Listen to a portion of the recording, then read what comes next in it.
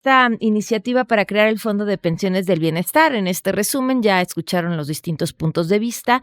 Le agradezco enormemente a Ivonne Cisneros Luján, presidenta de la Comisión de Seguridad Social en la Cámara de Diputados. Diputada, gracias por acompañarnos. Muy buenas tardes.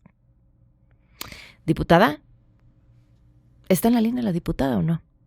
Bueno, a ver, tenemos en la mano la información sobre esta iniciativa. Hay varias dudas y quizá algunas obedecen, no sé si a la ambigüedad de la redacción del texto, pero para poner un poco de contexto, ¿qué pasa hoy con el tema de las pensiones? Al pasar cierto tiempo de las pensiones, 10 años, es lo que dice hoy actualmente la ley, sin perjuicio de lo anterior, el instituto podrá disponer, esta es la ley del Seguro Social, de dichos recursos 10 años después de que sean exigibles sin la necesidad de resolución judicial. O sea, esos recursos, 10 años después de que la gente pudiera empezar a cobrar su pensión, esos recursos se van al Seguro Social. Lo que están argumentando es que algunos se mandaban y otros no, y no se mandaban todos. Nada más para acotar, lo que la ley dice es podrán disponer. A ver, es que la palabra es, quiero decirles exactamente, sí, el instituto podrá disponer de dichos recursos. Entonces lo que argumentan es que las AFORES tendrían que mandar los recursos, pero que no se mandan todos los recursos. Y de aquí esta cifra que están dando sobre cómo estos recursos de quienes aún no los han empezado a ejercer podrían formar parte de esta nueva administradora de las pensiones, llamada Pensiones para el Bienestar. Pero mira, nos acompaña la diputada Ivonne ahora sí en la línea. Gracias por acompañarnos. Buenas tardes. ¿Cómo están? Muy buenas tardes. Al contrario, muchísimas gracias por la invitación. Muchas gracias, diputada, por la oportunidad para platicar, sobre todo porque hay muchas dudas. En un inicio, esta iniciativa estaba contemplando, y no sé si al final quedó o no, el tema de que no fueran los 10 años después de que se pudiera exigir, sino a partir de los 70 años, que no, o sea, que hay una diferencia porque hay gente que a los 70 años sigue cotizando alrededor de, bueno, me habían dado la cifra, ahora ya no la traigo en la mente, pero al final, ¿cómo queda esta iniciativa? A ver, lo primero que es importante precisar es que el propósito principal de la iniciativa es formar el Fondo de Pensiones para el Bienestar, cuyo propósito es que sea un fondo complementario que permita que las y los trabajadores de este país se puedan jubilar con el 100% de su salario base de cotización promedio del último año. Diputada, espérame aquí. Espérame aquí porque hay una acotación importante. Cuando se refiere al 100%, está topado a un máximo, ¿no? Está topado un máximo hasta 16,470 pesos, que es el monto que está registrado como salario promedio en el IMSS. Ese es el máximo. ¿Qué sucede para ejemplificar, si me lo permites, con tu auditorio?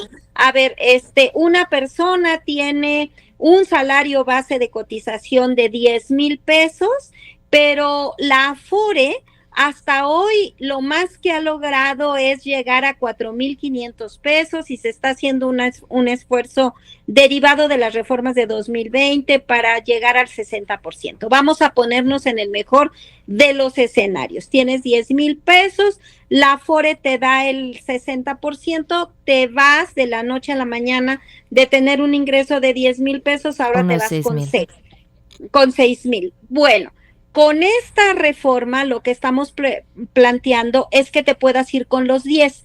¿Qué es lo que va a poner este fondo solidario? Los 4 que te faltan para poderte ir con 10. Ese es el propósito.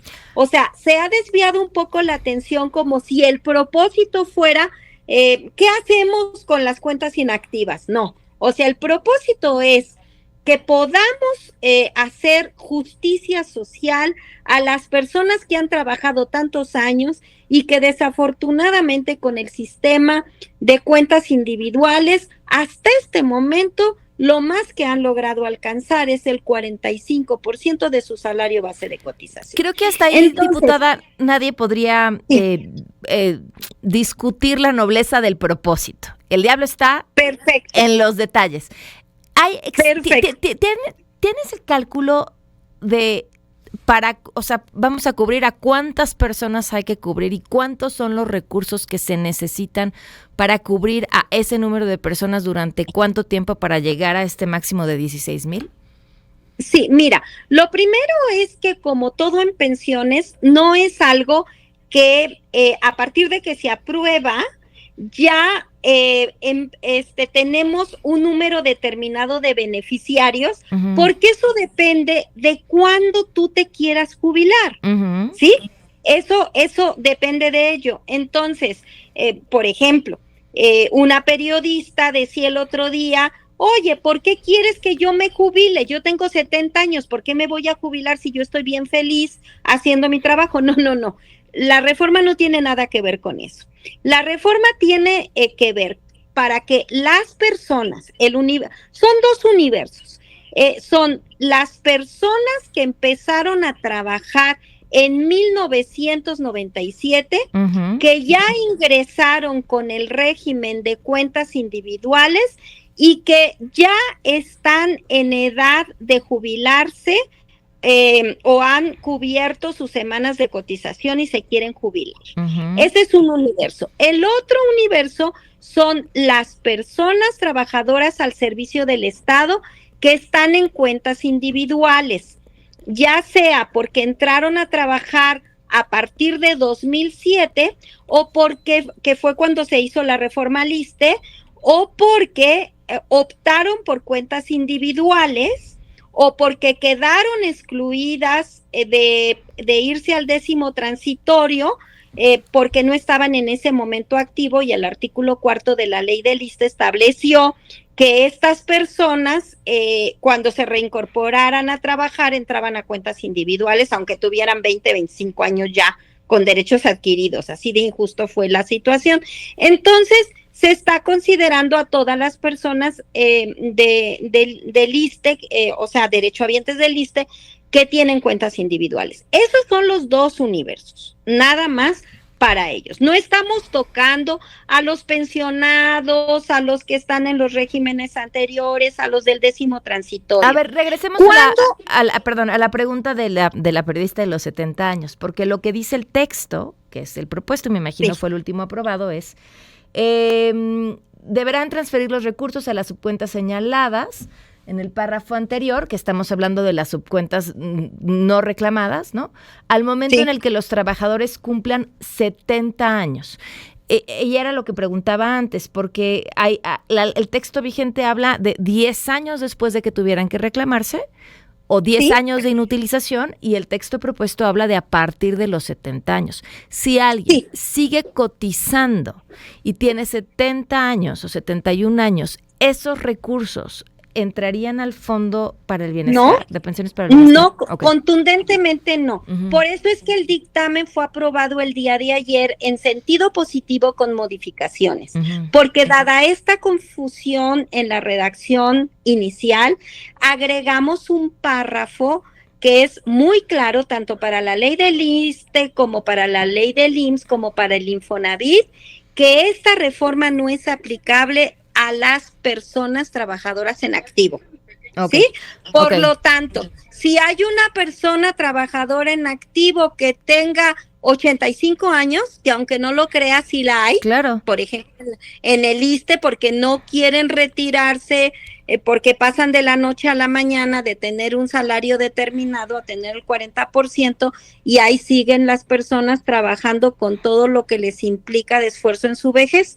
Entonces, si la persona tiene 85 años, 87, 88 y sigue trabajando, no es aplicable el tema de que las cuentas inactivas sean consideradas para la conformación de este fondo. Entonces, hay otra. Hay una última duda por cuestiones de tiempo, pero ahorita si quieres concluir también. Llama la atención y hemos escuchado distintas voces diciendo que este fondo se complementaría, porque evidentemente el dinero de las cuentas no utilizadas no es suficiente. Se utilizarían los recursos obtenidos por las empresas del Estado. ¿Pero qué empresas del Estado están dejando recursos? Sí, a ver, estamos en realidad modificando varias leyes, ¿eh? No es solamente, o sea, es la ley del Seguro Social, la del ISSSTE, la de Infonavit, la ley de presupuesto y responsabilidad hacendaria, por ejemplo, ¿no?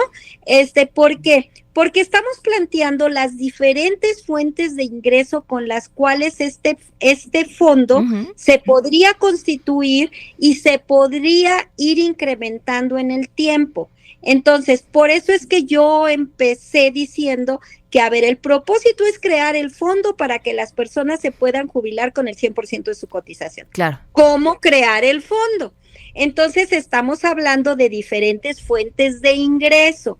Uno de las fuentes de ingresos son las cuentas inactivas, entendiéndose como una cuenta inactiva aquella que durante los 10 años de ser exigible, después de 10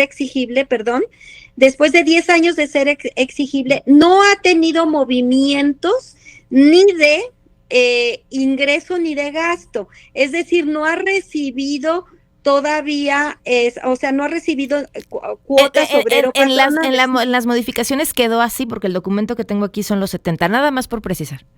Sí, no, porque se habla a los 70 años, es decir, un año antes se les va a avisar que tienen una cuenta inactiva, ¿no?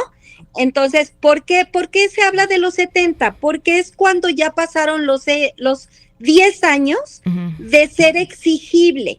Pero por eso estamos tratando de cuentas inactivas y de que esto no es aplicable a los trabajadores en activo. En ese sentido va la modificación que fue aprobada el día de ayer en el dictamen, ¿sí? Entonces, esa es una fuente de ingreso para constituir este fondo. Otras fuentes de ingreso tienen que ver con un porcentaje de lo que se obtenga del fondo del Instituto Nacional para devolverle al pueblo lo robado. Otra fuente de ingresos son las recuperaciones que se hagan de todos los adeudos que gobiernos estatales, municipales, poderes, el Poder Judicial de diversas entidades federativas que tienen convenios con instituciones de seguridad social, le deben a las instituciones de seguridad social y que por lo menos se ha calculado que son 9,000 millones de pesos.